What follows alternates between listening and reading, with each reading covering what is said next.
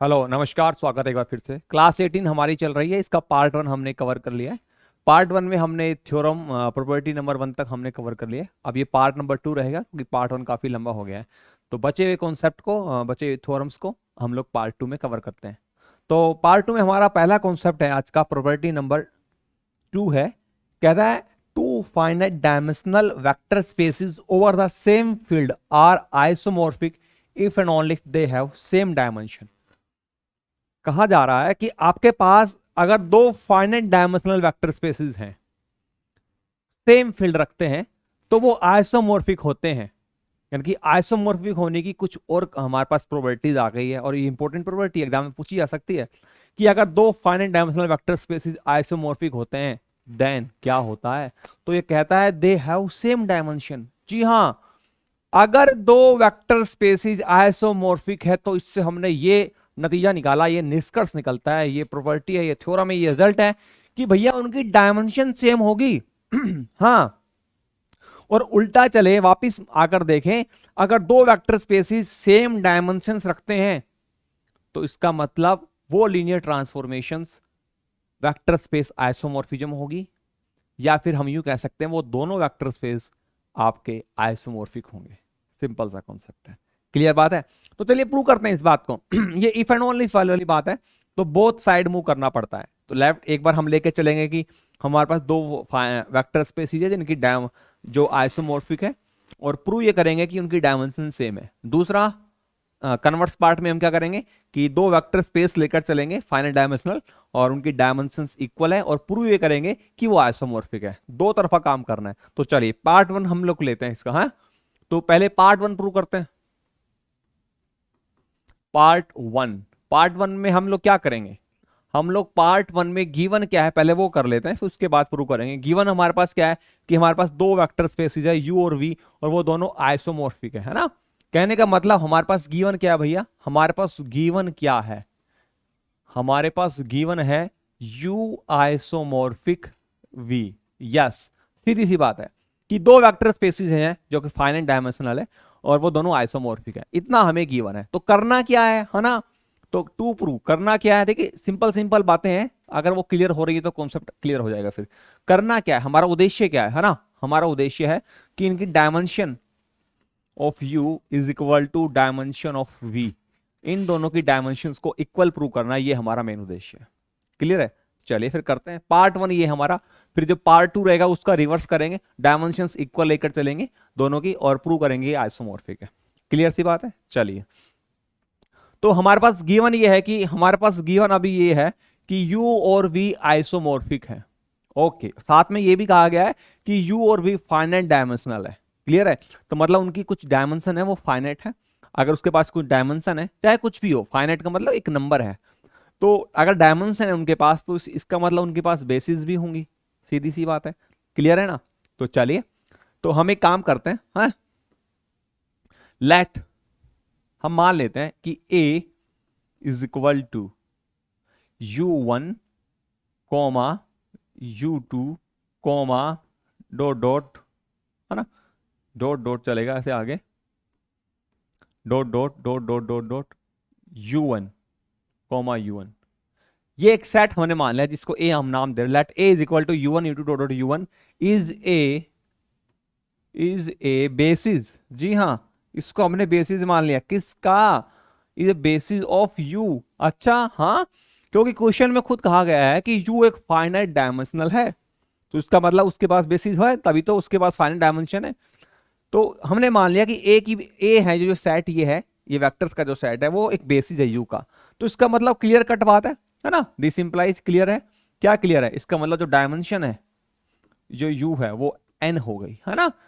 जी हाँ, n हो गई, है ना। अब आप कहोगे सर ये प्रूव कैसे किया, प्रूव नहीं कर रहे हैं। अरे भैया प्रूव नहीं कर रहे हैं, हम कोई प्रूव नहीं कर रहे हैं, हमें तो u एक फाइनाइट डायमेंशनल दिया हुआ है, तो उसके पास कुछ डायमेंशन है, हमने मान ली उसकी डायमेंशन n है, मान सकते हैं। तो अगर डायमेंशन n है तो उसका मतलब उसके पास जो बेसिस है उसमें n वेक्टर है, मतलब सारे खेल ये है, अगर उसके पास बेसिस में n वेक्टर और डायमेंशन n है, हम ऐसे समझ सकते हैं। क्लियर है। अच्छा जी, अब देखिए समझने वाली बात क्या है, अगर ये सेट है A, अगर ये बेसिस है डायमंड वेक्टर स्पेस U के लिए, तो उसका मतलब ये है कि यू के प्रत्येक एलिमेंट को इन वेक्टर के लीनियर कॉम्बिनेशन में लिखा जा सकता है। सिंपल सी बात है। तो इसका मतलब for any u belongs to U we have, हमारे पास क्या आएगा, हमारे पास क्या है ना, क्या है हमारे पास ये कंडीशन है कि u is equal to a1u1 plus a1u1 plus a2u2 plus dot dot dot plus an u1। जी हाँ, एग्जैक्टली यही कंडीशन होगी। अगर u बेसिस रखता है तो u के प्रत्येक एलिमेंट को इन वेक्टर्स के लिए कॉम्बिनेशन में लिखा जा सकता है। ये यहां तक बात सारी क्लियर कट है, यहां तक कोई आपत्ति नहीं है हमारे पास। ठीक है जी। हाँ, अब v भी फाइनाइट डायमेंशनल बताया गया है, u एक फाइनाइट डायमेंशनल है, तो u के पास डायमेंशन हमने मान ली n है, लेकिन जो वेक्टर स्पेस v है वो भी तो फाइनाइट डायमेंशनल कहा गया है, तो उसके भी कुछ डायमेंशन होंगी, कुछ बेसिस होगी। हमें ये प्रूव करना है कि dimension of u is equal to dimension of v। देखिए माइंड में चीजें क्लियर होनी चाहिए, हमें करना है dimension of u is equal to dimension of v। अब थोड़ा दिमाग लगाया जाए कि इस काम को हम करें कैसे, अंजाम कैसे दें। अगर मैं थोड़ा रफली आइडिया दे रहा हूं आपको, अगर मैं ये प्रूव कर दूं भैया कि जो डायमेंशन है v की वो भी n ही है, हाँ मैंने कंडीशन सपोज तो ये क्या हुआ है कि let us consider dimension of u is equal to n, क्योंकि जो एक फाइनाइट डायमेंशन है तो उसकी डायमेंशन को हमने n मान लिया। अगर मैं किसी तरीके से ये काम करने में कामयाब हो जाऊं कि डायमेंशन v n है, तो ये प्रूव हो गया कि डायमेंशन u और डायमेंशन v दोनों बराबर है। सीधी सी बात है भाई, डायमेंशन u को आपने n माना हुआ है, अगर आप किसी तरीके से जुगाड़ लगाकर दिमाग लगाकर ये प्रूव कर दे कि डायमेंशन v n है, तो प्रूव हो जाएगा कि दोनों की डायमेंशन बराबर है। यही हमें करना है। अच्छा जी, अगर देखो और आगे, अब आगे हमारा माइंड ये चलता है, अब हमारा माइंड ये कह रहा है अगर डायमेंशन ऑफ v आपको n प्रूव करना है तो आपको इसकी बेसिस के अंदर, हाँ वेक्टर स्पेस v जो है इसकी बेसिस में n वेक्टर, मतलब एक बेसिस ढूंढ के लानी है वेक्टर स्पेस v के लिए, है ना। अगर उस बेसिस में n वेक्टर, तो प्रूव हो जाएगा कि v की डायमेंशन n है। अब ये बेसिस कहां से लाए, मतलब इसके लिए एक बेसिस कहां से प्रूव करें, तो हम एक सेट कंसीडर कर लेते हैं। उस सेट को कंसीडर करके गिवन कंडीशंस पर, गिवन हालात, जो गिवन चीजें हमारे पास गिवन कंडीशंस है, उनके आधार पर ये प्रूव कर देंगे कि वो बेसिस है, उस सेट को प्रूव कर देंगे। अगर उस सेट को हमने प्रूव कर दिया कि वो बेसिस है n vector space v vector space के लिए, तो वेक्टर स्पेस v की डायमेंशन n प्रूव हो जाएगी। क्लियर बात है, तो हम कंसीडर कर लेते हैं। अच्छा जी, एक बात हमें भूलनी नहीं है, एक बात हमें भूलनी नहीं है कि u से v, मतलब u आइसोमॉर्फिक है v के, तो इसका मतलब जो हमारे पास लीनियर ट्रांसफॉर्मेशन है u से v, वो वेक्टर स्पेस आइसोमॉर्फिज्म, ये बात हमारे दिमाग में होनी चाहिए, क्योंकि ये गिवन है तो उसका यूज भी हम लोग कहीं ना कहीं करने वाले हैं। अच्छा जी, तो एक बात हम मान लेते हैं कि लेट हमने एक सेट हम कंसीडर कर लेते हैं, let b is equal to t of u1 comma t of u2 comma dot dot dot dot comma t of u1। हाँ, मैंने एक सेट b मान लिया और b में मैंने एलिमेंट्स कैसे लिए हैं, t ऑफ u1 पहला element coma t of u2 दूसरा, dot dot dot t of un मैंने लिए हैं। अगर मैंने प्रूव कर दिया कि ये सेट b बेसिस है वेक्टर स्पेस v के लिए, तो वेक्टर स्पेस v की डायमेंशन n प्रूव हो जाएगी। लेकिन आपके दिमाग में ये आ रहा होगा, प्रूव करने से पहले आपके दिमाग में ये चल रहा है कि सर आपने सेट a में तो element u1 u2 dot dot u1 लिए हुए हैं, और सेट b के अंदर आपने element t of u1 t of u2 इस शकल के लिए हैं, आपने t की शकल के एलिमेंट क्यों लिए हैं? अरे भैया एक बात समझिए, अरे ये क्या है, अरे गिवन कंडीशन है, इसको तो माइंड में रखना है। अरे गिवन कंडीशन ये कहती है अगर t u से v, है ना, t u से v मतलब u आइसोमॉर्फिक टू v, हमने डेफिनेशन आपको सिखाई है। अगर u आइसोमॉर्फिक है v के, तो इसका मतलब ये है जो लीनियर ट्रांसफॉर्मेशन t है u से v, वो वेक्टर स्पेस आइसोमॉर्फिज्म है कहीं ना कहीं, है ना, है ही। इसका अर्थ ये तो निकलता है, इसका मतलब यहां पर कोई एलिमेंट है u, तो इसके अंदर एलिमेंट t u शकल का होगा। क्या बोलते हो, सही बात है। तो अगर इसके अंदर एलिमेंट टी यू शकल का है, तो इसकी बेसिस में भी एलिमेंट टी यू शकल के तो होंगे, क्योंकि अगर टी यू शकल के वेक्टर हैं तभी तो उसको जनरेट कर पाएंगे। क्या समझे? तो हमने अगर इस बी को बेसिस प्रूव करना है वेक्टर स्पेस वी का, तो इसके अंदर एलिमेंट की शक्ल ऐसी ही होगी भैया। क्यों? अगर यहाँ यू शक्ल के हैं तो यहाँ टी यू शक्ल के होते हैं, सीधी सी बात है ना। अच्छा जी, तो हमने ये सेट जो कंसिडर किया, लेट हमने स्पोज किया हुआ है ना, इसको दिमाग में रखना है। ये क्या मैंने क्या किया हुआ भैया, ये मेरा स्पोज किया हुआ है, ये कहीं से आया नहीं है, ये मैंने सपोज कर लिया बी को, है ना, बी एक सेट को। अब मैं बी को प्रूव करूंगा कि ये बेसिस है, किसके लिए? वेक्टर स्पेस वी के लिए, है ना। तो हमारा नेक्स्ट मेन काम क्या है, अगर हमें दोनों की डायमेंशन प्रूव करनी है, अगर मैं ये प्रूव कर दूं कि बी जो सेट है वो बेसिस है वेक्टर स्पेस वी का, तो इसका मतलब हमें करना क्या है? It means next now we shall prove that, क्या प्रूव करेंगे भैया? अरे हम ये प्रूव करेंगे कि जो बी है ना is basis, is a basis. अच्छा जी, किसके लिए? Is a basis of V. Yes, अगर आपने ये प्रूव कर दिया अगर बी बेसिस है वी का, तो वेक्टर स्पेस वी की डायमेंशन एन हो जाएगी। तो इससे प्रूव हो जाएगा कि डायमेंशन ऑफ यू बराबर dimension of V. Clear cut बात है। अच्छा, ये चीज आपको समझ में आ रही है ना कि अगर यू है तो इसका कल का एलिमेंट टी यू होगा, इसलिए हमने सेट बी ऐसा लिया है। फिर से बता रहा हूं, हमें ये आइसोमॉर्फिक दिया हुआ है यू आइसोमॉर्फिक वी के, ये हमें प्रूव करना है। तो अगर यू फाइनल डायमेंशनल है तो यू के पास कुछ बेसिस होगी, तो हमने मान लिया ए बेसिस है, एंड डायमेंशन को हमने एन माना है क्योंकि फाइनल है ना, तो एक एन नाम दे दिया हमने उसको। तो अगर कोई यू एलिमेंट है यू के अंदर, तो इसका मतलब प्रत्येक एलिमेंट्स को इन वेक्टर से बनाया जा सकता है। जी हाँ, यहां तक पहुंच गए। तो अगर हम डायमेंशन ऑफ यू बराबर डायमेंशन वी करना चाह रहे हैं, तो अगर हम ये फाइनली प्रूव कर दे डायमेंशन ऑफ वी अगर एन है तो काम हो जाएगा। तो इसके लिए हमने एक सेट मान लिया, और इस सेट को हम ये करने जा रहे हैं कि ये बेसिस है वी का। अगर सेट बी को बेसिस प्रूव करना है वेक्टर स्पेस वी का, तो दो काम करने भैया, है ना, दो काम दिमाग में करने हैं। क्या? बी को प्रूव करना है बी लीनियरली इंडिपेंडेंट है, और दूसरा काम प्रूव करना है कि बी स्पैन्स करता है किसको? वेक्टर स्पेस वी को। आई कि नहीं आई बात समझ में? अरे यही तो करते आए हैं। तो इसका मतलब ये दो काम करने हैं अगर बी को बेसिस प्रूव करना है वेक्टर स्पेस वी का। क्लियर है? तो चलिए अब ये दो काम करते हैं। तो पहले हम ये वाला काम करने जा रहे हैं नेक्स्ट पेज पर। चलिए जी हाँ, करते हैं, है ना। बी को लीनियर इंडिपेंडेंट प्रूव करना है, तो ये लीजिए, ये लीजिए, अभी कर देते हैं, है ना।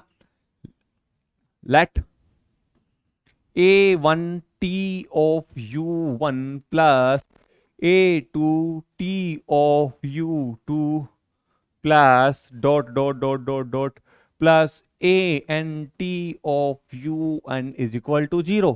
हाँ हाँ, क्यों? देखो, अगर मुझे इसे इंडिपेंडेंट प्रूव करना है तो इसका जो लीनियर कॉम्बिनेशन बनेगा स्केलर मल्टीपल से, है ना। हमने मान ली कि a1 a2 a3 dot dot an इसके स्केलर मल्टीपल्स है। तो इसका मतलब अगर मैं ये प्रूव कर दूं, सुनिए ध्यान से, अगर मुझे इसको इंडिपेंडेंट प्रूव करना है, इसका मतलब अगर मैं ये प्रूव कर दूं कि a1 0 है, a2 0 है, an 0, सारे स्केलर्स 0 हैं, तो प्रूव हो जाएगा कि ये इंडिपेंडेंट है। ऐसे तो करते आए हैं अब तक, कितनी क्लासेस पढ़ी है ना। जी हाँ सर, ऐसे ही करते आए हैं, करेंगे। चलिए, ये हमने माना हुआ है, और हम इस कॉम्बिनेशन को हमने जीरो वेक्टर माना हुआ है। हम a1 a2 डॉट an को, इन सभी स्केलर्स को जीरो प्रूव कर देंगे, तो प्रूव हो जाएगा कि ये सारे tu1 tu2 सारे के सारे क्या है? इंडिपेंडेंट है। क्लियर है? अच्छा, अब यहां तक पहुंचने के बाद हम लोग लीनियर ट्रांसफॉर्मेशन तो हमें गिवन ही है। अरे भैया देखो, u आइसोमॉर्फिक टू v दिया हुआ है, इसका मतलब t u से v क्या है? वेक्टर स्पेस आइसोमॉर्फिज्म है। तो कहने का मतलब एक लीनियर ट्रांसफॉर्मेशन तो है ही। अगर u आइसोमॉर्फिक है v का मतलब एक लीनियर ट्रांसफॉर्मेशन हमारे पास है u से v। तो उस डेफिनेशन का इस्तेमाल करो भैया। तो वो डेफिनेशन ये कहती है कि a जो स्केलर है वो अंदर आ जाता है, t a1 u1 t a1 u1। जी हाँ, ये a1 बड़ी इज्जत के साथ अंदर जाएगा, इसको कोई नहीं रोक सकता। स्केलर डेफिनेशन है भैया। लीनियर ट्रांसफॉर्मेशन को डिफाइन करने के लिए एक एडिशन और एक स्केलर मल्टीप्लिकेशन, दो कंडीशन होती है, उनका यूज कर रहा हूं। अब ले आइए, a2 को अंदर ले आओ भैया, है ना। a2 अंदर आएगा, t a2 u2 dot dot dot dot dot t of an u1 that's equal to 0। हाँ, अभी तो मैंने इस स्टेप से स्टेप आने पे स्केलर मल्टीप्लिकेशन की प्रॉपर्टी यूज की है। अब मैं एडिशन वाली करूंगा, सारे ऐड हो जाएंगे। जी हाँ, अब ये सारे ऐड होंगे तो A1U1 plus A2U2 plus dot dot ANU1 that's equal to 0। हाँ हाँ भाई हाँ, यस। अब देखिए T, ये सारा क्या है? अरे भैया A1U1 A2U2 dot dot dot dot ANU1, ये कहीं ना कहीं एक वेक्टर ही है। सुनो ध्यान से, देखो बिल्कुल बेसिक बात है, बेस क्लियर करके चलो। एक्चुअल में ये सारा है क्या? यहां से यहां तक एक वेक्टर ही है। इसको चाहो तो आप नाम दे सकते हो यू, माइंड में कैसे? ऐसे। अरे भैया देखो ऐसे, TU इज इक्वल टू 0, तो ये यू ही है। देखो पीछे, अरे देखो भैया ये सारा ये क्या है? ये यू ही है। और यू कहां से आ रहा है? अरे capital set vector space you से आ रहा है, ये यू के बराबर है, तो ये सारा किस में बिलोंग कर रहा है? यू के अंदर। तो अब एक बात देखो, बहुत छोटी सी बात समझने वाली है। यू हमें आइसोमोर्फिक दिया हुआ है वी के साथ, इसका मतलब ये 1 1 है और ये ऑन टू है। क्या समझे? अरे डेफिनेशन कहती है भैया, अगर ये 1 1 है तो इसका मतलब different element have different image, है ना? सभी अपने एक एक से कनेक्टेड है। कोई भी एक वेक्टर के पास, एक एलिमेंट के पास दो प्री इमेज नहीं है, मतलब एक एक से कनेक्टेड है ना, एक का तार एक के साथ जुड़ा हुआ है। तो इसका मतलब अगर TU 0 आ रहा है तो इसका मतलब U 0 है। हाँ, TU 0 आ रहा है, इसका मतलब U 0 है। ये छोटी सी बात समझनी है। देखो TU से कैपिटल U आएगा, T क्या है? U से V। हाँ, T क्या है? U से V है भैया, वेक्टर स्पेस U से वेक्टर स्पेस V। अब समझने वाली बात देखो क्या है, TU बराबर 0। अच्छा TU कहां मिलेगा? अरे TU की शक्ल इधर है सर जी, ये TU है और TU 0 है, तो इसका मतलब TU जिससे प्री इमेज कर, TU जिससे पकड़ा हुआ है, TU को किसने पकड़ा हुआ है? अगर TU को U ने पकड़ा हुआ है तो इसका मतलब ये U की वैल्यू 0 है। U 0 है तभी तो TU 0 आया है। हाँ, वैसे तो आपने पढ़ा होगा सर, आपने पिछली डेफिनेशन जो कराई है उनमें आपने एक जीरो ट्रांसफॉर्मेशन भी पढ़ाया था, जीरो लीनियर ट्रांसफॉर्मेशन। तो उसमें मैंने बोला था कि प्रत्येक एलिमेंट जो होगा इस वेक्टर स्पेस का, उसकी इमेज 0 होगी। जीरो ट्रांसफॉर्मेशन में तो चाहे यहां पे कोई भी वेक्टर उठाएंगे, कोई भी एलिमेंट उठाएंगे, उनका आंसर, उसकी आउटपुट 0 ही आएगी। अभी जीरो ट्रांसफॉर्मेशन तो दिया हुआ नहीं है, सिर्फ ट्रांसफॉर्मेशन दिया है, और वो भी कैसा ट्रांसफॉर्मेशन? वेक्टर स्पेस आइसोमॉर्फिज्म, मतलब वो जो 1 1 है। तो इसका मतलब ये सिर्फ 0 ही 0 दे रहा है और कोई दूसरे एलिमेंट 0 नहीं दे रहे हैं। इसका मतलब अगर ये आउटपुट 0 आ रही है तो वो 0 की वजह से ही आ रही है, कोई दूसरे वेक्टर 0 नहीं दे रहे हैं। क्लियर सी बात है ना? क्योंकि 1 1 है, तो 1 1 का मतलब आउटपुट 0 कौन दे रहा है? कोई और नहीं, 0 ही दे रहा है। इसका मतलब यह है यू यहां पर 0 है। ये छोटी सी बात मुझे समझानी है आपको, क्योंकि मैं इसका अब यूज करूंगा भैया, है ना? अब T ऑफ दिस वेक्टर 0 आ रहा है तो इसका नतीजा क्या निकलता है? इसका मतलब है ये जो अंदर ब्रैकेट के अंदर बैठा हुआ ना, ये 0 है भैया, है ना? तो ब्रैकेट में जो बैठा हुआ है A1U1 plus A2U2 dot dot dot dot dot dot plus ANU1, ये क्या है? अरे भैया ये 0 है। हाँ, अब ये सारे 0 आ गया, कॉम्बिनेशन 0 आ रहा है। तो एक बात बताइए, ये U1 U2 dot dot U1 ये क्या है? ये A बेसिस के वेक्टर हैं, A के। अब ये तो बेसिस है, तो बेसिस है तो मतलब ये भैया इंडिपेंडेंट भी तो है वेक्टर्स। अगर A बेसिस है U का तो इसका मतलब ये वेक्टर इंडिपेंडेंट है। अगर ये वेक्टर इंडिपेंडेंट है तो सीधा सा अर्थ है इनके जो स्केलर मल्टीपल है वो 0 है ना? तो this implies A1 0 coma A2 0, ऐसे करते करते करते कोमा डॉट डॉट AN 0, ये सारे 0 हैं। तो फाइनली हमने इनको 0 प्रूव करने के लिए इन vectors U1 U2 basis A का इस्तेमाल कर लिया, मतलब B से A में आ गए। मतलब इसको इंडिपेंडेंट प्रूव करने के लिए सहारा किसका लिया? A का लिया। क्या समझे? सही समझे ना? और ये यहां से यहां तक कौन पहुंचा रहा है? हमें यहां से यहां तक कौन पहुंचा रहा है? अरे भैया ये ट्रांसफॉर्मेशन पहुंचा रही है। क्या समझे? हाँ, क्योंकि अगर यहां से यहां तक आपको कोई पहुंचा सकता है तो ऐसे उछल के थोड़ी ना होगे। एक तार जुड़ा हुआ है ना? ये जो तार है ना, ये वायर, ये वायर यहाँ के एलिमेंट को यहाँ के एलिमेंट से रास्ता देती है, करंट देती है, समझे तो सीधी सी भाषा में। तो यहाँ के एलिमेंट्स को कुछ चीजें प्रूव करनी पड़ेगी है, तो वो इस तार के, इस वायर की हेल्प से यहाँ के एलिमेंट का इस्तेमाल कर रहा है। वो देखिए ना, मुझे इसको इंडिपेंडेंट प्रूव करना था, तो मैं ट्रांसफॉर्मेशन से होकर गया हूँ, इस ट्रांसफॉर्मेशन से होकर गया हूँ, और ये मुझे इंडिपेंडेंट प्रूव करने में मदद कर रहे हैं। तो क्या समझे, यहां से यहां में आने के लिए मैंने किसका सहारा लिया है, ये देखिए ट्रांसफॉर्मेशन का सहारा लिया मैंने। क्या समझे, ये टी क्या है, ट्रांसफॉर्मेशन तो भैया, है ना जी हाँ। तो इसका मतलब क्या हो गया, इसका मतलब देखो, मैंने इन सब के ये टी यू वन का T U two dot dot dot T u one, इनके स्केलर्स को मैंने जीरो प्रूव कर दिया। इसका मतलब क्या हो गया, इसका मतलब बी इज लीनियरली इंडिपेंडेंट। क्या समझे, अरे भाई ये वेक्टर टी यू वन किसके वेक्टर है, बी के तो है, तो इसका मतलब प्रूव हो गया बी क्या है, लीनियरली इंडिपेंडेंट। जी हाँ। अब मुझे दूसरा काम करना है, कौन सा, ये वाला काम तो मैंने कर दिया, डन, है ना। अब मुझे करना है बी क्या है, स्पैन करता है वी को, स्पैन करता है, इसका मतलब क्या है, इसका मतलब है कि वी का प्रत्येक एलिमेंट, वी का प्रत्येक एलिमेंट बी के एलिमेंट के लीनियर कॉम्बिनेशन में लिखा जा सकता है, ये है इसका अर्थ। अगर मुझे प्रूव करना है बी स्पैन करता है वेक्टर स्पेस वी को, तो इसका मतलब इस वी का प्रत्येक एलिमेंट इनके लीनियर कॉम्बिनेशन में लिखा जा सकता है ना। चलिए, तो अब मुझे क्या करना है भैया, है ना, नंबर टू, नंबर वन तो मैंने कर दिया, इंडिपेंडेंट प्रूव कर दिया, नंबर टू मैं करने जा रहा हूं। तो मैं एक काम करता हूं, मुझे वी जो वेक्टर स्पेस बी है वो स्पैन, जो सेट बी है वो स्पैन करता है वी को, तो मैं एक काम करता हूं, इसमें एक एलिमेंट लेता हूं, है ना, वी के अंदर। चलिए, तो हम एक एलिमेंट लेके चलते हैं, let v belongs to capital V. हमने एक एलिमेंट ले लिया, v belongs to capital V. अब मुझे ये प्रूव करना है कि इस वेक्टर को लीनियर कॉम्बिनेशन में लिखा जाता है, इस वेक्टर को लीनियर कॉम्बिनेशन में लिखा जा रहा है, किसके लीनियर कॉम्बिनेशन में लिखा जा रहा है, इन वेक्टर की लीनियर कॉम्बिनेशन में लिखा जा रहा है, करेक्ट है। चलिए, तो एक काम करते हैं, लीनियर कॉम्बिनेशन में लिखा जा रहा है, कैसे करते हैं देखो। अब एक बार बताओ, सिंस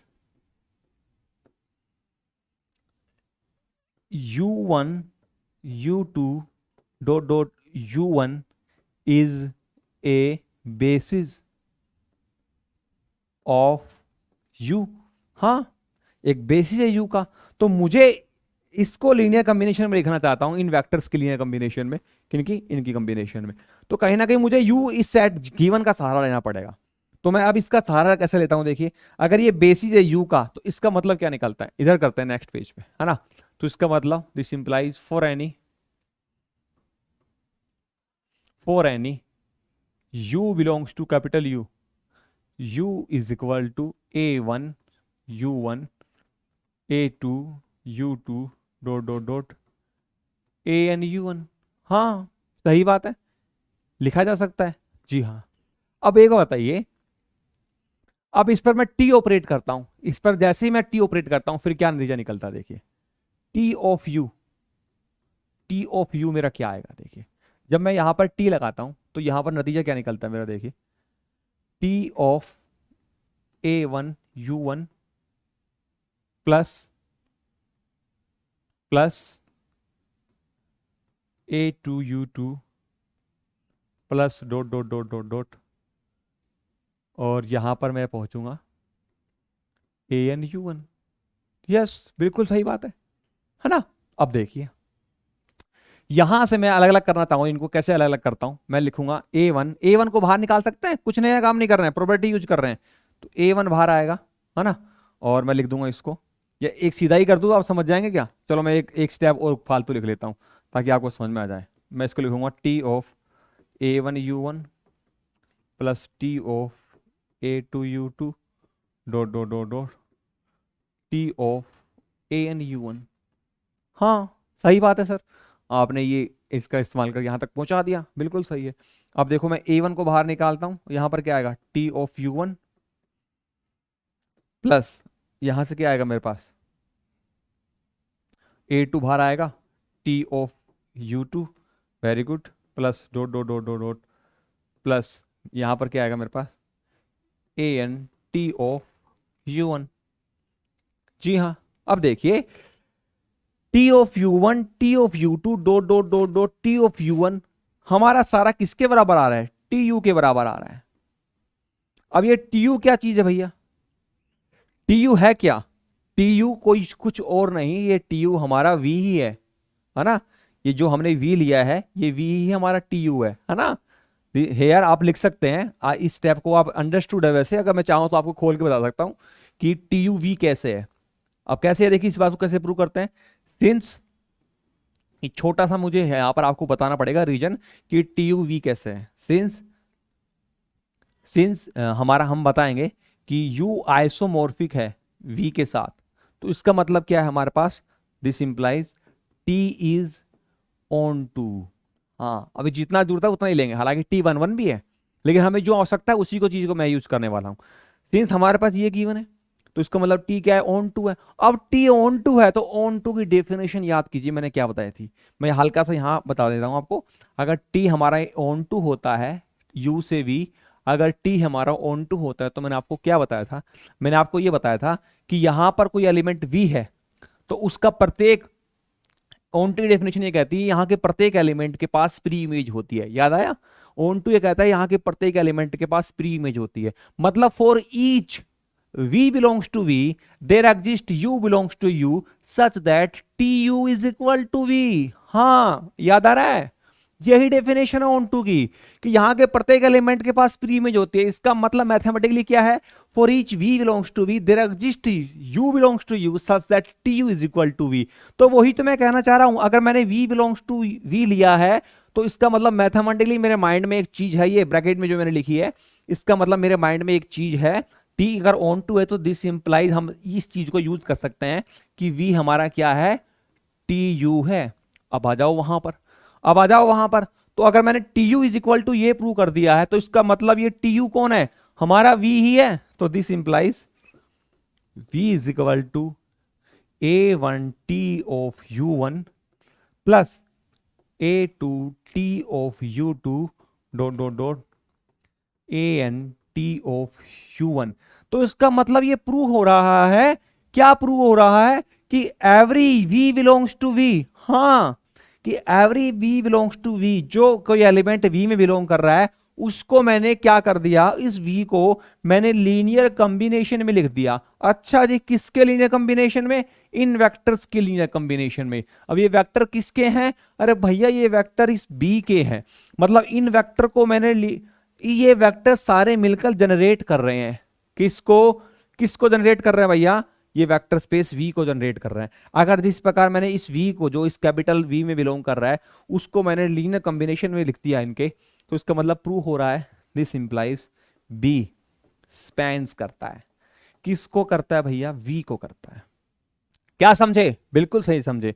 कोई वेक्टर मैंने लिया वेक्टर स्पेस v से, उस वेक्टर को मैंने इन वेक्टर्स की लीनियर कॉम्बिनेशन में लिख दिया। अब ये वेक्टर किसके हैं, बी सेट के तो है, तो इसका मतलब ये बी स्पैन करता है किसको, वेक्टर स्पेस v को। तो इसका मतलब हमने क्या कर दिया, इसका मतलब हमने इंडिपेंडेंट प्रूव कर दिया, और इसका मतलब हमने ये प्रूव कर दिया कि बी स्पैन करता है। तो दोनों काम कर दिए हमने, है ना। तो चलिए हमने दो काम कर दिए, कौन कौन सा, ये वाला काम भी कर दिया, done done do did done done डना डन डन, है ना, ये काम भी हमने कर दिया। तो इसका मतलब दिस इंप्लाइज, इसका मतलब बी जो है स्पैन करता है वी को। अब बेसिस वी में कितने वेक्टर हैं, देखिए पीछे जाकर, बेसिस मतलब बी बेसिस हो गया, तो आप क्या लिखेंगे, पहले लिख देते हैं चलो, बी स्पैन करता है वी को, बी इंडिपेंडेंट भी है, तो इसका मतलब B is basis of v। तो मतलब b क्या है, बेसिस है v का, तो v की डायमेंशन उतनी होगी जितने इस b के अंदर वेक्टर है, जो एलिमेंट है। v में कितने हैं, एक दो करते करते n तक जा रहा है, तो इसका मतलब प्रूव हो गया this implies dimension of v क्या हो गया, n हो गया। और आपने डायमेंशन ऑफ u क्या ली हुई है, डायमेंशन ऑफ u कहाँ है, देखो यारी, डायमेंशन ऑफ u आपने क्या ली हुई है, n ली हुई है, और आपने डायमेंशन ऑफ v प्रूव कर दी, n है। तो इसका मतलब क्या नतीजा निकलता है, दोनों की डायमेंशन n है, तो दिस इंप्लाइज, इसको लिख दीजिए नंबर 2, ये लिख दिए नंबर 1। तो नंबर 1 नंबर 2 क्या कहता है, नंबर 1 नंबर 2 ये कहता है कि दोनों की डायमेंशन बराबर है। तो this implies dimension of u is equal to dimension of v। Yes sir, मान गए, है ना, प्रूव हो गया। क्लियर बात है। तो इसका मतलब हमारा पार्ट 1 यहां से शुरू होता है। हमने ये दो आइसोमॉर्फिक लिए, हमें प्रूव करना था डायमेंशन u बराबर डायमेंशन v, और इस प्रोसेस को करने पर हमने देखा जो बी सेट माना है इसको आपको दो काम करना है, इंडिपेंडेंट और स्पैन करता है। तो इसलिए हमने इंडिपेंडेंट प्रूव कर दिया यहाँ पर, दूसरा पार्ट हम करें तो हमें दूसरा पार्ट में स्पैन प्रूव कर दिया। तो फाइनली नतीजा ये निकलता है कि डायमेंशन वी वी एन है, तो दोनों की डायमेंशन बराबर। पहला पार्ट खत्म, बोले तो ये वाला काम हमने डन कर दिया। दूसरा काम क्या करना है, पार्ट 2 में क्या करना है, रिवर्स काम करना है। डायमेंशंस को बराबर लेके चलना है और यू को आइसोमॉर्फिक प्रूव करना है, किसके भैया, वी के, है ना। तो देखिए यहां पर आपने एक थोड़ा बात दिमाग लगाएं, तो इस पार्ट 1 और पार्ट 1 को प्रूव करते समय मैंने यहां पर 1 1 वाली कंडीशन, ये जो मैंने कंडीशन यूज की थी ना कि u बराबर 0, ये मैंने 1 1 वाला कॉन्सेप्ट यूज किया था, क्योंकि u आइसोमॉर्फिक है। तो यहां पर मैंने कौन सा कॉन्सेप्ट यूज किया है, 1 1 का कॉन्सेप्ट यूज किया है, ताकि मैं u को 0 दिखा पाया। और पीछे देखो, है ना, इसको स्पैन प्रूव करने के लिए यहां पर मैंने ऑन टू का कॉन्सेप्ट यूज किया है। तो कहने वाला जो गिवन चीजें होती हैं उनका यूज तो करना ही पड़ता है। ये गिवन है तो इसका मतलब 1 1 है, ऑन टू है, तो वो मैंने दोनों चीजें इस्तेमाल कर ली, यहां पर 1 1, यहां पर ऑन टू, है ना। जो चीजें होती हैं उनका यूज करना होता है। अगर आप गिवन चीज का यूज नहीं कर रहे हैं तो इसका मतलब आप गलत ट्रैक पे चल रहे हैं, आप वो थ्योरम को कभी प्रूव नहीं कर पाएंगे। अब आते हैं हम नंबर पार्ट 2 पर। क्लियर है, यहां तक हो चुका है हमारा। अब हम लेते हैं पार्ट 2। और पार्ट 2 में क्या करेंगे पता है, पार्ट 2 में आसान है, बहुत ही आसान है।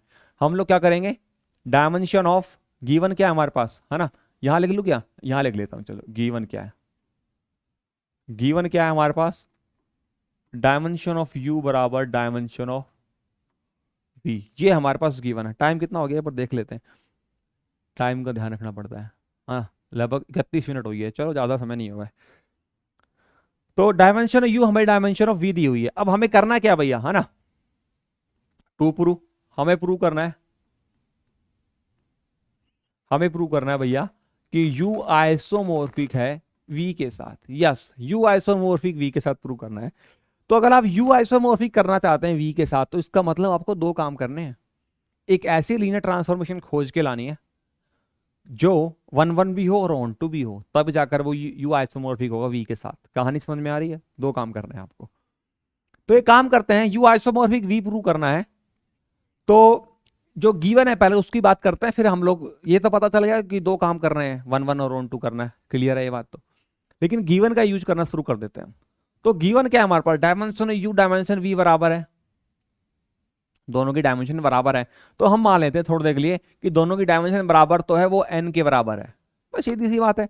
दोनों की डायमेंशन बराबर है तो कुछ ना कुछ डायमेंशन तो है ही, क्योंकि दोनों फाइनाइट डायमेंशनल है। तो हमने मान लिया कि दोनों की डायमेंशन जो बराबर है वो n के बराबर है, मतलब u की डायमेंशन भी n है और v की डायमेंशन भी n। ये हमने सपोज कर लिया, है ना, ये हमने मान लिया, ये हमने सपोज कर लिया। से हम कह देते हैं कि भाई n के बराबर है, से कर दिया, सपोज कर लिया, है ना।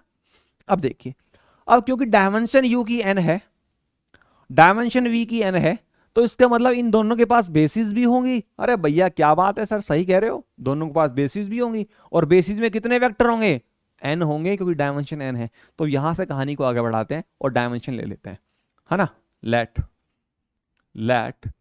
a is equal to u1 comma u2 comma u3 dot dot dot dot un and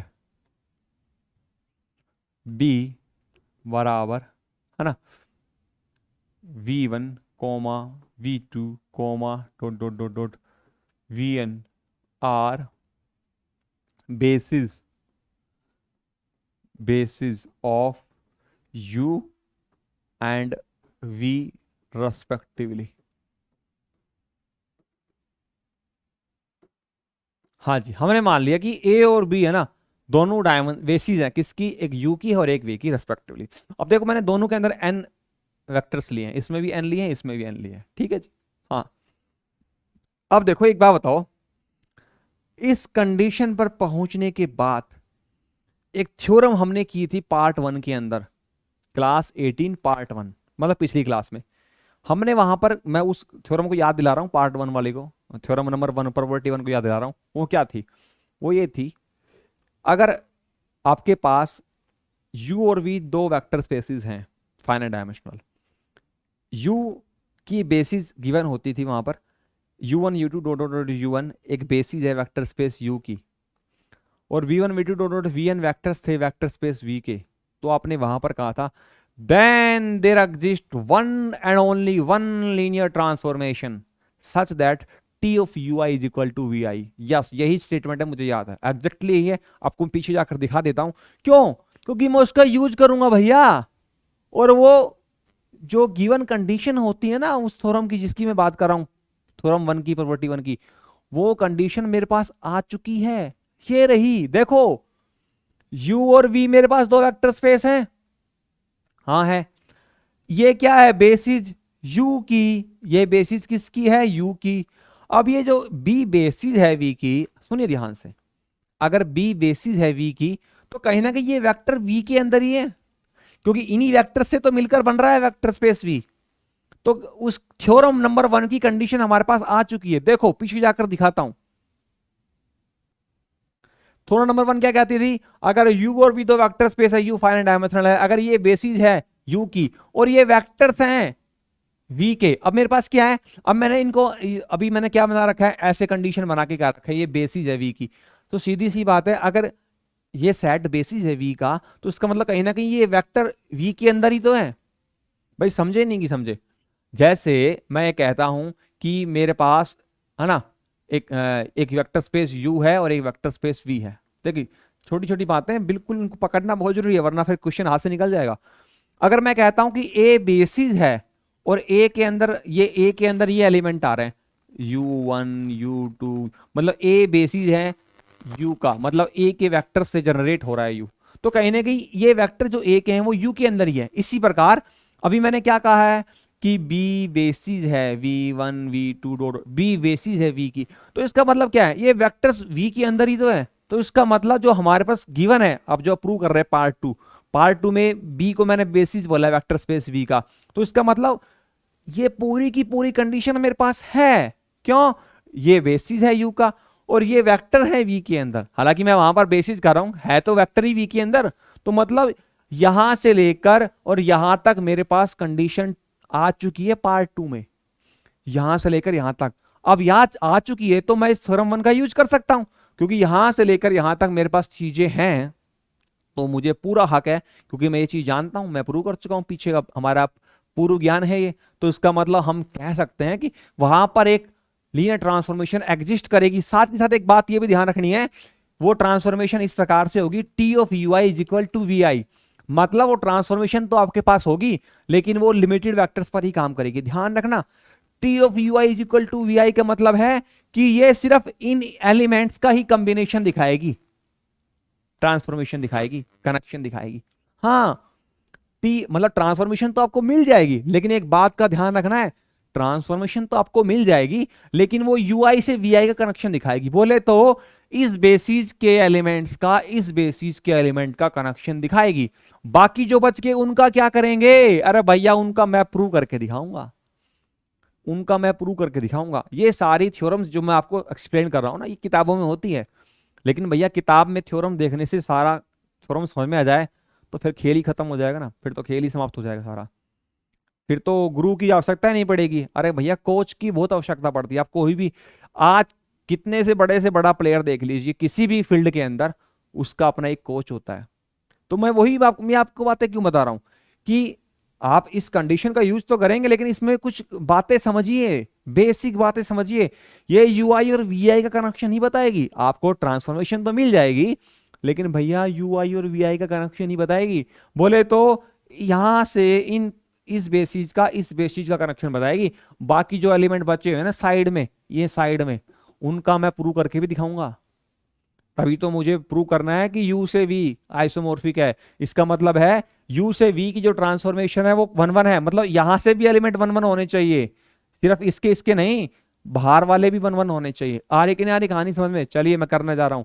तो इसका मतलब मैं देन के बाद वाली बातें यूज कर सकता हूं, मुझे हक है। तो चलिए यूज कीजिए, है ना। तो इसका मतलब ये कंडीशन मेरे पास आ चुकी है। देन देन हम कहेंगे then there exist a linear transformation T u से v such that T of u i is equal to v i, और आई कहां से कहां तक है भैया, 1 2 ... तो इसका मतलब ये कंडीशन मेरे पास आ चुकी है, मैं इसका यूज करूंगा जब मुझे आवश्यकता होगी। तो इसका मतलब वहां पर एग्जिस्ट करेगी लीनियर ट्रांसफॉर्मेशन टी यू से वी, लेकिन ध्यान रखना वो टी यू आई वी आई 1 से लेकर n तक ही काम करेंगे। अब बाकी जो एलिमेंट बचे हुए हैं, देखो मैंने यहां पर आपको हिंट भी दी है, मैंने क्या कहा है, टी यू से वी, है ना। तो ये ए के एलिमेंट है u1 u2 u, ये ए मान लीजिए आप, और ये मान लीजिए आप बी। यहां पर v1 v2 dot dot dot vn है, यहाँ पर u1 dot dot dot u1 है। तो मतलब ये ट्रांसफॉर्मेशन तो मिल गई आपको, लेकिन भैया ये लिमिटेड ही है, ये सिर्फ इस बेसिस का इस बेसिस का कनेक्शन बता रही है। बाकी का क्या करेंगे, मतलब यहाँ जो एलिमेंट बैठे हुए हैं वो बाट देख रहे हैं बेचारे हमारी, उनके क्या करेंगे, उनको हम प्रूव करेंगे कि ये ट्रांसफॉर्मेशन जो है वो सभी के ऊपर काम कर रही है, सभी यहाँ के प्रत्येक एलिमेंट पे काम कर रही है, तभी डेफिनेशन क्लियर होगी ट्रांसफॉर्मेशन की, यहाँ का प्रत्येक एलिमेंट कनेक्ट होना चाहिए। सीधी सी बात है ना। चलिए अब मैं सारे पे काम करने वाला हूँ, तो मैं एक काम करता हूँ, जब मुझे सारे का काम करना है तो मैं एक कहानी लेके चलता हूँ, मतलब एक वेक्टर इसमें से एक एलिमेंट ले लेता हूँ, है ना। Let u belongs to u, ले लिया, ठीक है। अब u जो वेक्टर स्पेस है उसके पास अपनी बेसिस है, ये रही। तो मतलब ये जो वेक्टर है u, इस वेक्टर स्पेस u से इस वेक्टर को इन वेक्टर के लीनियर कॉम्बिनेशन में लिख सकते हैं। सिंपल खेल है सारा, वही कहानी बार बार चल रही है। तो इसका मतलब है u को लिखा जा सकता है a1 u1 plus a2 u2 dot dot dot dot an u1 में। सिंपल सी बात है, हाँ लिख सकते हो भैया, बिल्कुल लिख सकते हो जी हाँ। तो अब देखिए क्या है, तो this implies T of you. अब u तो मैंने लिया u से, अगर इस u को इस tu बनाने पर, इस u से tu बनाएगा, इस tu को मैं पहुंचा दूं v के अंदर, मतलब मैंने u यहां से लिया है, u कोई वेक्टर हो सकता है इस वेक्टर स्पेस का, इस u से जो कॉम्बिनेशन बनकर आएगा लीनियर से, इस u से जो मैपिंग होके आएगा tu, इस u का t से कनेक्शन बनेगा tu, अगर इस tu को मैं v में पहुंचा दूं तो प्रूव हो जाएगा कि ये बाकी सभी वेक्टर इस पर काम कर रहे हैं, क्योंकि u कोई एक एलिमेंट का सहारा ले रहा है। u कोई भी एलिमेंट हो सकता है, u इस वेक्टर स्पेस का कोई भी एक एलिमेंट हो सकता है। इस u एलिमेंट को मैं इस मैपिंग से tu को अगर इस v में पहुंचा दूं तो बाकी बचे हुए सभी वेक्टर्स के लिए काम हो जाएगा फिर, है ना। तो अब मुझे tu को v में कैसे बताता हूं, देखो मैंने u के ऊपर t ऑपरेट कर दिया बोथ साइड, है ना, इधर भी t कर दिया इधर भी t कर दिया, a2 u2 an u1। क्या समझे, सही बात है भाई, आपने टी इधर लगाया, टी लेफ्ट में लगा, टी राइट में लगा। अब आगे कहानी क्या होगी देखो, this implies T of you क्या बन जाएगा, देखो लेफ्ट साइड तो टी, यहां से क्या गया, a1 बाहर निकाल सकता हूं, हाँ निकाल सकते हो सर जी। तो a1 को बाहर निकालूंगा तो टी ऑफ u1, फिर a2 को बाहर निकालूं, ये चीजें बार बार कर चुका हूं, आप समझ गए होंगे मैं क्या करने जा रहा हूं, है ना। मैंने कुछ नहीं किया, लीनियर ट्रांसफॉर्मेशन की प्रॉपर्टी यूज की है, a1 बाहर आ गया सर जी, कोई दिक्कत नहीं है। लेकिन ये बताओ अब ये क्या गिवन है, T u i is equal to v i, i लेकर वन से लेकर एन तक, तो इसका अर्थ क्या है, इसका अर्थ ये है, समझने वाली बात है, T u one v one है, हाँ आई की वैल्यू 1 ले ली तो यहाँ 1 रखा यहाँ 1 रखा, और देखो इसका मतलब है टी यू टू क्या है, वी टू है। अच्छा जी, और आगे चलेंगे ऐसे ऐसे करते करते, तो इसका मतलब है आई एन तक जा रहा है ना, तो टी यू वन किसके बराबर, वी एन के, तो मतलब इसका मैं यूज कर सकता हूँ इस गिवन कंडीशन से। तो आ जाओ भैया, तो इसका मतलब है टी यू बराबर a1, इसकी जहां पे क्या लिख दूंगा v1, a2 इसकी जहां पे क्या लिख दूंगा v2 dot dot dot dot an vn। हाँ अब ये v1 v2 dot dot vn किसके किसके हैं, b जो बेसिस है उसके हैं। तो इसका मतलब इन वेक्टर से कॉम्बिनेशन से जो वेक्टर बनेगा, इन वेक्टर की combination v1 v2 dot vn की कॉम्बिनेशन से जो वेक्टर बनेगा वो किस में जाएगा, v में ही जाएगा। किस में जाएगा भैया, v में जाएगा, क्योंकि v1 v2 dot dot vn कौन सी बेसिस के हैं, b बेसिस के वेक्टर स्पेस v के लिए है। तो इसका मतलब ये tu किस में चला गया, v में चला गया। दिस इंप्लाइज tu किस में चला गया भैया, v में। तो इसका मतलब जो बचे हुए, इसका मतलब जो बचे हुए वेक्टर इधर बचे हुए थे भाई, इनका तो काम हो ही रहा था थ्योरम के हेल्प से, जो बचे हुए थे उनको भी मैंने पहुंचा दिया। तो इसका मतलब टी हमारा ट्रांसफॉर्मेशन बन चुका है, कंप्लीट है, टी हमारा कंप्लीट ट्रांसफॉर्मेशन बन चुका है। अब हमें इसको आइसोमॉर्फिक प्रूव करना है। अभी तक सिर्फ मैंने ट्रांसफॉर्मेशन ही प्रूव किया है, क्योंकि मुझे मेन काम तो क्या है, आइसोमॉर्फिक प्रूव करना है 1 1 और 1 2। लेकिन 1 1 और 1 2 होने के लिए यह भी तो जरूरी था ना कि टी ट्रांसफॉर्मेशन है इस पूरे वेक्टर स्पेस यू और पूरे वेक्टर स्पेस वी के लिए, यह भी तो जरूरी था। सिर्फ इतने से एलिमेंट के लिए काम नहीं चलता, सबके लिए करना था। अभी मैं सबका काम कर दिया है ना, ये देखो मैंने सबका काम कर दिया। यू, इस यू के कोई एलिमेंट यू था और इस टी यू को मैंने वी में पहुंचा दिया। अब मैंने सबका काम कर दिया। अब हम क्या करने जा रहे हैं, अब हम दो काम करेंगे। पहला काम क्या करेंगे, पहला काम हम करेंगे टू प्रूव, क्या प्रूव करेंगे, हम ये प्रूव करेंगे टी इज 1 1। हम प्रूव क्या करेंगे भैया, टी को 1 1 प्रूव करेंगे और डेफिनेशन का इस्तेमाल करेंगे। अगर टी को 1 1 प्रूव करना है, अगर मैं ये काम करने में कामयाब हो जाऊं कि T of u1 is equal to T of u2, ये मैं लेकर चलूं और मैं प्रूव कर दूं कि u1 बराबर u2, तो प्रूव हो जाएगा कि टी 1 1 है। सही बात है। अगर मैं इमेज बराबर लेके चलूं, उन एलिमेंट्स को इक्वल प्रूव कर दूं, तो 1 1 प्रूव हो जाएगा। डेफिनेशन यही तो होती है 1 1 की। तो मैं इसका मतलब मुझे दो वेक्टर चाहिए, एक चाहिए u1 और एक u2 चाहिए। आप चाहो तो u1 u2 की जगह आप u डैश भी ले सकते हैं, अगर आप चाहो तो uv भी ले सकते हैं, आपकी मर्जी है ना। तो एक काम करेगा, u और v ले लें। चलो ऐसे करते हैं, u1 u2 रख लेते हैं। कुछ भी ले सकते हो आप, चाहो तो u1 u2 ले लो, u डैश ले लो, uv ले लो, कुछ भी ले लो। मैंने u1 u2 ले लिया, कोई दिक्कत नहीं, कोई दिक्कत नहीं है, बिल्कुल सही है ना। अब देखो तो लेट, लेकिन एक बात का ध्यान रखना है, यहां पर ये u1 जो u2 में इस्तेमाल कर रहा हूं वो कहां से आएंगे, u से आएंगे। कहां से आएंगे, वेक्टर स्पेस u से आएंगे। तो late u1 is equal to, u1 मैंने एक वेक्टर ले लिया, क्या सा ए। अच्छा u1, तो मैं एक काम करता हूँ, मैं u1 नहीं ले सकता। पूछो क्यों, क्योंकि मैंने है ना बेसिस के अंदर u1 लिया हुआ है, बेसिस के अंदर u1 इस्तेमाल कर लिया, तो मैं u1 नहीं ले सकता, कुछ और लेना पड़ेगा मुझे, कुछ और लेना पड़ेगा। एक काम करते हैं, इसको हटाते हैं, u और v ले लेते हैं, है ना, u और v ले लेते हैं, ये सही है ना। थोड़ा ध्यान रखना पड़ता है चीज़ों का। u और v ले लेते हैं, तो मैं u और v प्रूव कर दूंगा, u बराबर v प्रूव कर दूंगा।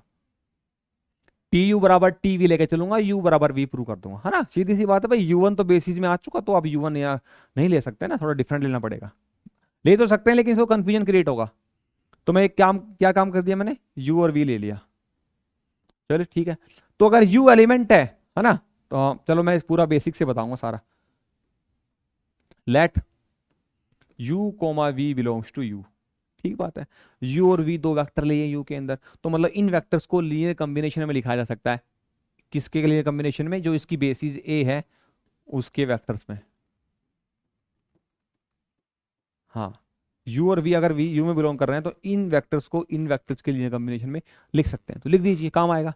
तो this implies u is equal to a1 u1 a2 u2 dot dot dot dot an u1। हाँ, अब ये वेक्टर u किस में बिलोंग करेगा, u में, एंड v, ये v भी, इस v को भी इन वेक्टर के लीनियर कॉम्बिनेशन में लिखेंगे। तो एक काम करते हैं, दोनों को डिफरेंट बताना पड़ेगा ना, तो दोनों को डिफरेंट बताने के लिए मैं एक काम करता हूँ, यहाँ पर स्केलर चेंज कर देता हूँ। तो यहाँ पर ले लेता हूँ मैं b1 u1 b2। अब यहाँ पर u1 u2 ही आएंगे, कभी चेंज कर दो नहीं, क्योंकि इन्हीं वेक्टर की कॉम्बिनेशन में लिखेंगे, क्योंकि u में और क्योंकि दोनों u में भी तो बिलोंग कर रहे हैं, है ना। देखो बेस अच्छे से क्लियर होना चाहिए। bn u1, ये भी किस में जाएगा, u में। यहां तक पहुंच चुके हैं, क्लियर बात है। अच्छा जी, अब एक बात बताइए, अगर मुझे ये प्रूव करना है कि ये 1 1 है, तो मैं ये कंडीशन लेके चलता हूं और ये वाली कंडीशन प्रूव कर देता हूं। क्लियर बात है। चलिए कैसे करता हूं देखो।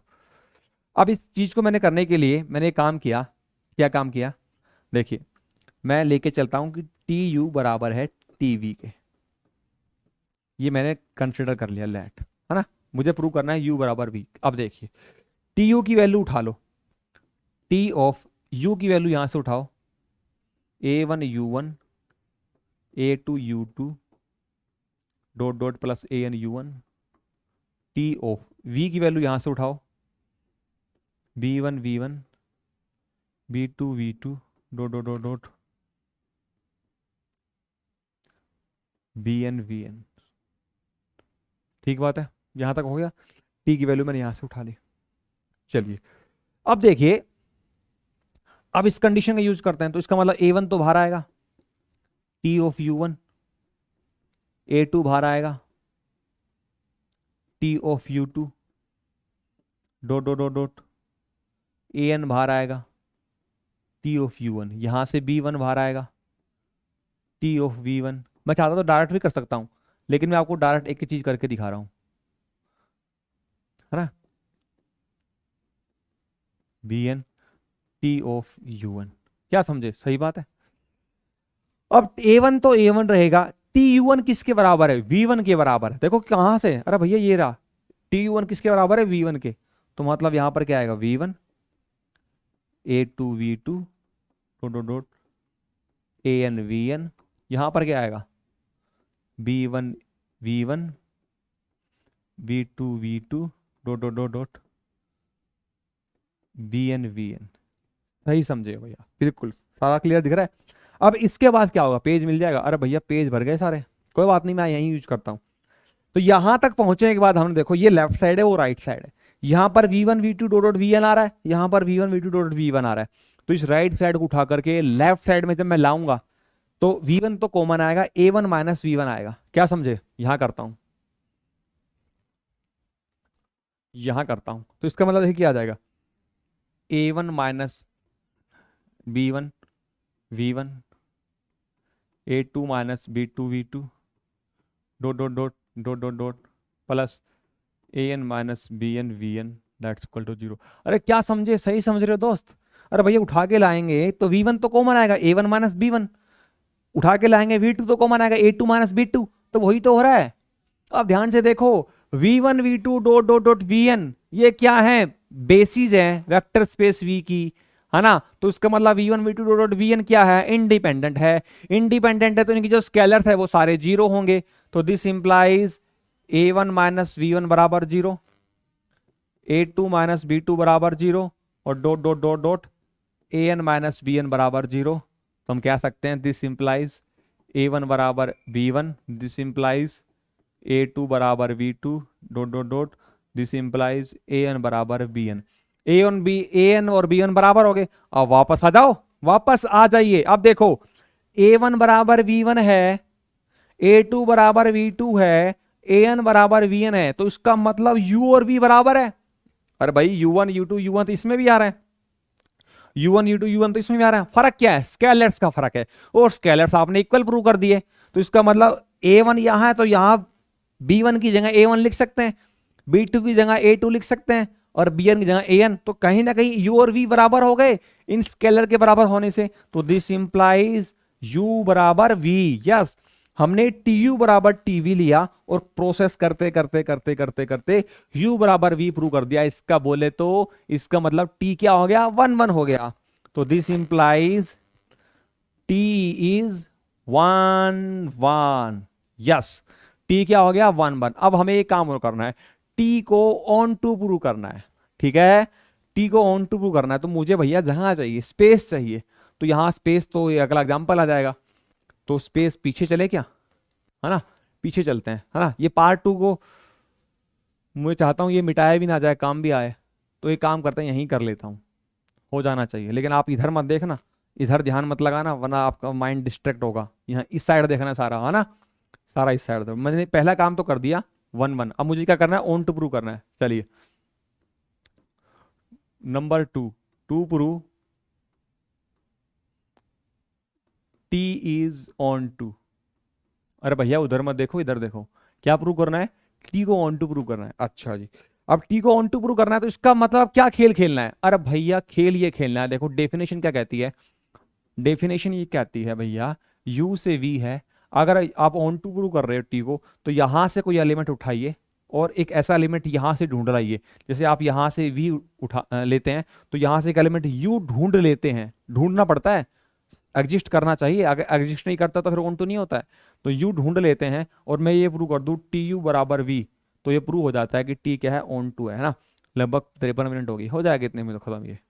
तो हमें ये प्रूव हो जाएगा कि ऑन टू है, डेफिनेशन है ऑन टू की। चलिए तो एक काम करते हैं, V एक एलिमेंट लेते हैं V के अंदर, है ना।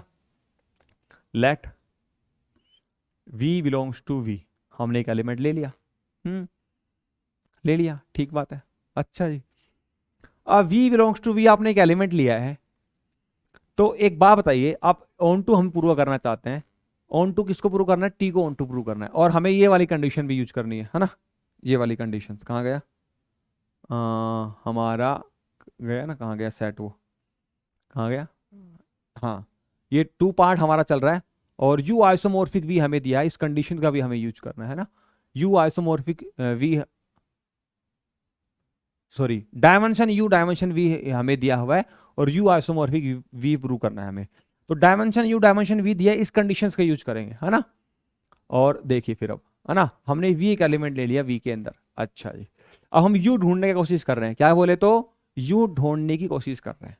चलिए अब देखिए, सिंस हमें तो वही काम करना है, सिंस ए इज बेसिस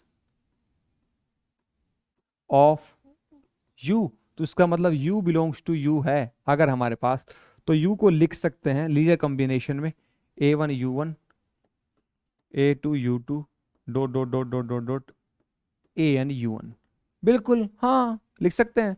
चलिए अब इतना करने के बाद हम लोग tu निकालते हैं। अब इस tu दोनों तरफ मैं अप्लाई कर रहा हूं, t को इधर भी कर रहा हूं इधर भी कर रहा हूं, तो अब देखिए क्या हो जाएगा हमारा, ये हो जाएगा t of a1 u1 plus a2 u2 dot dot dot dot plus an u1, ठीक बात है सर, तो tu रहेगा, हाँ सही बात है, tu रहेगा। अब देखो a1 बाहर आएगा, t ऑफ u1, a2 बाहर आएगा, t of u2 dot dot dot dot an बाहर आएगा, t ऑफ u1, हाँ कोई नई बात नहीं, सही बात है। अच्छा जी, a1 का a1 u1 tu1 किसके बराबर है, अरे देखो भैया देखो, tu1 किसके बराबर है, v1 के, tu2 किसके बराबर, v2 के, हाँ सही कह रहे हो सर जी, तो इसका मतलब यहां पर v1 आएगा, यहां पर v2 आएगा, dot dot dot dot dot dot, यहां पर an vn आएगा, सही बात है। अच्छा अब बताइए, v1 v2 dot dot vn तो बेसिस बनाते हैं वेक्टर स्पेस v के लिए,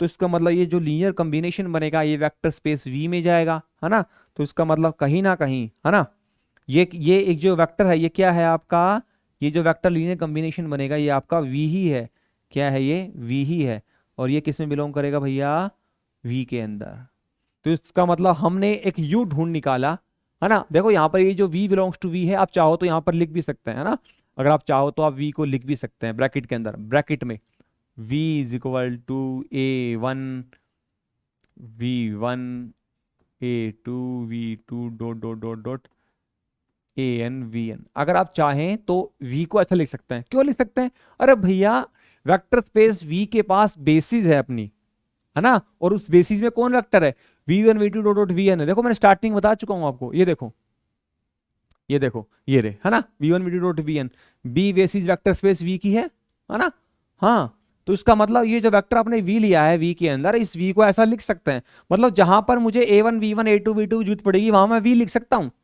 तो मैंने एक v के अंदर लिया, और इस v के लिए मैंने काम करते करते u को एक ऐसा u ढूंढ निकाला जहां पर ये प्रूव हो रहा है कि tu, जहां पर ये प्रूव हो रहा है v मैंने v के अंदर लिया और एक ऐसा u ढूंढ निकाला, और u ढूंढते ढूंढते मैंने ये कंडीशन प्रूव कर दी कि tu बराबर tv है, क्योंकि v ये वैल्यू v की है, तो tu बराबर tv मैंने प्रूव कर दिया। तो इसका मतलब क्या हो गया भैया, आपका जो t है वो क्या है, ऑन टू है, t क्या है आपका, ऑन टू है, यस दैट्स ऑल। तो इसका मतलब हमने 1 1 भी प्रूव कर दिया, हमने 1 1 प्रूव किया यहां पर, और t को ऑन टू प्रूव किया, तो मतलब हमने क्या प्रूव कर दिया, डायमेंशन हमारे पास, देखिए फिर से रिपीट कर रहा हूं, डायमेंशन हमें बराबर दी हुई थी, u को आइसोमॉर्फिक v प्रूव करना था, तो हमने अगर डायमेंशन और डायमेंशन v को n माना हुआ तो इनके पास बेसिस भी होगी, और बेसिस में n वेक्टर्स होंगे, तो मैंने मान लिया a बेसिस u का है, b बेसिस v का है। अब हमने थ्योरम पढ़ी थ्योरम नंबर 1, उसके हिसाब से अगर a बेसिस u का है और v1 v2 dot vn vectors हैं v के अंदर, तो इसका मतलब वहां पर एक लीनियर ट्रांसफॉर्मेशन एग्जिस्ट करेगी, ओनली केवल मात्र एक ही होगी, तो हमने कह दिया exist a linear transformation u से v, और इस कंडीशन को फॉलो करेगी। लेकिन बाकी एलिमेंट्स के लिए प्रूव करने के लिए हमने क्या किया, एक u एलिमेंट्स u में लिया, और u अगर एलिमेंट है u का, तो इसका मतलब इन वेक्टर के लीनियर कॉम्बिनेशन में लिख सकते हैं, जैसे हमने यहाँ पर पहुंचे, दोनों तरफ टी ऑपरेट किया, और टी ऑपरेट करने पर हमने देखा भैया यहाँ पर तो ये जो वेक्टर बना है ये क्या है, ये वी के अंदर जा रहा है, वी के अंदर जा रहा है, तो इसका मतलब टी यू वी में चला गया, तो मतलब बचे हुए एलिमेंट्स के लिए भी ट्रांसफॉर्मेशन प्रूव हो गया। अब हमें आइसोमॉर्फिक की मेन काम के लिए हमें 1 1 ऑन टू प्रूव करना है, तो मैंने 1 1 प्रूव करना चाहता हूँ, तो उसके लिए मैंने यू और वी दो एलिमेंट लिए, और मैं ये कंडीशन लेके चलता हूँ कि टी यू बराबर टी वी, अगर मैं प्रूव कर दूं यू और वी बराबर है तो मेरा काम हो जाएगा 1 1 वाला। तो अगर मैंने दो एलिमेंट यू के अंदर लिए हैं तो यू को ऐसा लिखा जा सकता है और वी को ऐसा लिखा जा सकता है, बिल्कुल लिखा जा सकता है। अब देखिए यहां पर मैं पहुंचा तो मैंने टी यू और टी वी बराबर ले लिया, टी यू टी वी, तो टी यू के यू की वैल्यू रखी, वी की वैल्यू रखी, और इतना करने के बाद मैं जब पहुंचा तो मैंने कहाँ पहुंचा, मैं यहाँ पहुंचा, और मैंने वी वन वाले इकट्ठे कर लिए सारे के सारे, यहाँ से ये v one v two dot v n basis बनाते हैं, तो ये इंडिपेंडेंट होगा, इंडिपेंडेंट है तो इसका मतलब ये वेक्टर इंडिपेंडेंट है, तो उनके स्केलर सारे जीरो होंगे, स्केलर सारे जीरो होने से ए वन ए टू के बराबर, ए वन वी वन के बराबर आया, ए टू वी टू के बराबर आया, तो सारे स्केलर्स बराबर आए, तो यहाँ पर ये दोनों ए वन बराबर बी वन है, ए टू और बी टू सारे बराबर, तो यू और वी बराबर, तो इसका मतलब 1 1 हो गया। अब मुझे ऑन टू प्रूव करना है, तो इसका मतलब एक काम करता हूँ, है ना, मैं ऑन टू प्रूव करने के लिए एक यू वी का एलिमेंट लेता हूँ वी के अंदर, और मैंने वी को मैं ऐसा लिख सकता हूँ। देखिए आप थोड़ा कंफ्यूज मत होना, आप चाहो तो यहाँ पर वी को बी वन, आप चाहे ना इस वी को आप ऐसा भी ले सकते थे, b one v one plus b two dot dot dot dot b n v n, आप चाहो तो इनके जो स्केलर्स हैं a one a two a n की जगह आप b one b two b n, रट्टा नहीं मारना, चीजों को समझना है। आप चाहो तो v को ऐसा भी ले सकते हैं, और जब v को ऐसा लूंगा तो फिर मुझे ये लिखने की जरूरत नहीं पड़ेगी, मैं पीछे वाला यूज कर लूंगा। कौन सा, मैं ये पीछे वाला यूज कर लूंगा ना, ये वाला नहीं, क्योंकि ये तो u के अंदर लिखा हुआ है। कौन सा पीछे, मैंने शायद कहीं यूज किया होगा, शायद मैंने कहीं यूज भी किया होगा, वो शायद पीछे चला गया हो, कहीं ना कहीं यूज किया है ना, तो उससे कोई फर्क नहीं पड़ता। अगर आप चाहें तो v को आप b1 b2 v2 ऐसा भी लिख सकते हैं, स्केलर से कोई फर्क नहीं पड़ता है। मैंने यहाँ पर a1 का केस ले लिया, कोई इससे कोई फर्क पड़ने वाला नहीं है ना। तो अगर मैंने वी के अंदर लिया है तो मुझे एक u ढूंढ के लाना है, और उस u को ढूंढते हुए ये बात भी प्रूव करनी है कि टी यू बराबर वी है, बस तभी ऑन टू प्रूव होगा, क्योंकि ऑन टू की कंडीशन डेफिनेशन यही कहती है। तो मैंने वी के अंदर लिया, और तो v के लिए बेसिस कौन है मेरे पास, वेक्टर स्पेस v के लिए बेसिस मेरा b है, और b में वेक्टर कौन है, v1 v2 dot dot vn, तो इस v को ऐसा लिखा जा सकता है, मतलब जहां पर ये दिखाई देंगे वहां पर मैं v इस्तेमाल कर सकता हूं। अब सिंस a बेसिस है u का, तो u को ऐसा लिखा जा सकता है, तो दोनों तरफ मैंने t ऑपरेट किया तो t u पर पहुंच गया। देखो ये गिवन कंडीशन है, इसका मैं यूज करूंगा, मेरी मर्जी कभी भी यूज करूँ, गिवन है मेरे पास, तो मैं इसका यूज करते करते करते मैं यहाँ पर आया a1 v1 a2 v2 dot an vn, तो मैंने देखा भैया ये तो मेरा v है, तो ऐसे करते करते करते मैं टी यू को वी प्रूव कर दिया, इसका मतलब ऑन टू प्रूव हो गया। इस वी के लिए मैंने यू ढूंढ लिया जो टी यू बराबर टी वी होता है, तो टी ऑन टू हो गया। अब ऑन टू हो गया, 1 1 है, ऑन टू है, तो इसका मतलब ये लीनियर ट्रांसफॉर्मेशन आइसोमॉर्फिक है। तो इसका मतलब ऑन टू होने के साथ ही हम कह सकते हैं, क्या कह सकते हैं मित्रों, हम ये कह सकते हैं कि u is isomorphic to v। Yes, यही हमें करना था, और यही हमें करना था, है ना। तो काफी लंबी थ्योरम होगी, लगभग 5-6 पेज भर दिए मैंने। देखो ये छठा पेज है, छठा पेज, देखो ये पांचवा, ये चौथा, ये तीसरा, ये दूसरा, और ये पहला। क्या समझे, 6 पेज भर दिए इसको प्रूव करने में, और ये अकेली थ्योरम ही पूरा 1 घंटा कवर कर लिया।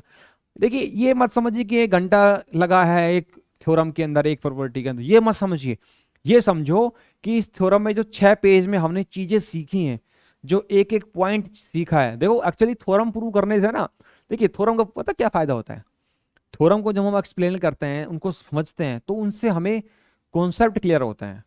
आपने एक बात देखी होगी, जब आपने डायमेंशन का कॉन्सेप्ट पढ़ा था, जब आपने डेफिनेशन पढ़ी थी डायमेंशन की, जब आपने डेफिनेशन पढ़ी थी बेसिस की, जब आपने डेफिनेशन पढ़ी थी लीनियर इंडिपेंडेंट की, जब आपने डेफिनेशन पढ़ी थी वेक्टर स्पेस की, सब स्पेस की, तब तो वो डेफिनेशन एक बार पढ़ ली थी। लेकिन जब हम थ्योरम्स करते हैं ना, थ्योरम्स करने से वो कॉन्सेप्ट, वो डेफिनेशन क्लियर हो जाती है। तो ये थ्योरम जो हमने कवर करी है ना, इस थ्योरम से हमें डेफिनेशन क्या हो, डायमेंशन क्या होती है ये क्लियर हो गया, बेसिस क्या होती है और क्या यूज है ये क्लियर हो गया, इंडिपेंडेंट वेक्टर होते क्या है ये तो पता था, लेकिन होने पर वो क्या क्या काम आते हैं ये पता हो गया। तो थ्योरम्स कवर करने से, थ्योरम को बेसिक समझने से हमारे जो बेसिक कॉन्सेप्ट है वो अच्छे से क्लियर हो जाते हैं। समझ में आ रहा है कि नहीं आ रहा है। तो हमें एक एक पार्ट्स का, थ्योरम्स हमें एक्चुअली एक एक पार्ट्स क्लियर करा देती है, एक एक छोटा छोटा ऊर्जा पुर्जा जिसे हम कहते हैं ना, छोटे छोटे पुर्जे हमें कवर हो जाते हैं, क्या क्या पेज हैं, क्या पुर्जे हैं, वो सारे कवर हो जाते हैं मैथमेटिकली, इस बात को समझे तो भैया थ्योरम्स को जितना डिटेल में खोल के समझेंगे वो कॉन्सेप्ट उतने अच्छे से क्लियर होंगे। आपके एग्जाम में थ्योरम प्रूव करनी नहीं आएगी, लेकिन उस थ्योरम से क्वेश्चन निकाल लेते हैं। कई बार क्या होता है, हम कहते हैं पेपर आउट ऑफ सिलेबस आया है, ये तो डेफिनेशन में नहीं था, ये तो रिजल्ट ही नहीं था। नहीं, वो चीजें अंदर से निकाली हुई है, जिसे कहते हैं ना बाल की खाल निकालना, ये वो काम होता है। तो हम थ्योरम्स कवर कर रहे हैं तो एक एक पॉइंट को इतने बारीकी से क्लियर कर रहे हैं कि क्वेश्चन घुमा के पूछा जाएगा तो उसका आंसर दे सकते हैं बॉस, ये फायदा है। चलिए ये पार्ट तो काफी लंबा हो गया, अब बचा हुआ जो थ्योरम हमारी है, थ्योरम नंबर जो थर्ड है, उस थर्ड थ्योरम को, और ये एग्जांपल्स हैं। कौन से एग्जांपल्स? ये जो एग्जांपल्स मैंने आपके लिए बना के रखे हैं ये एग्जांपल्स हैं। ये इन एग्जांपल्स को हम लोग कवर करेंगे कब? पार्ट 3 के अंदर। तो पार्ट 2 को यहीं पर रोकते हैं, है ना, काफी लंबा हो चुका है, क्योंकि फिर थ्योरम थर्ड भी बड़ी होने वाली है और एग्जांपल्स भी करेंगे तो 10 मिनट में होगी नहीं है। चलिए जल्दी मिलते हैं आपसे पार्ट नंबर 3 के अंदर, फिलहाल के लिए इतना ही, नमस्कार।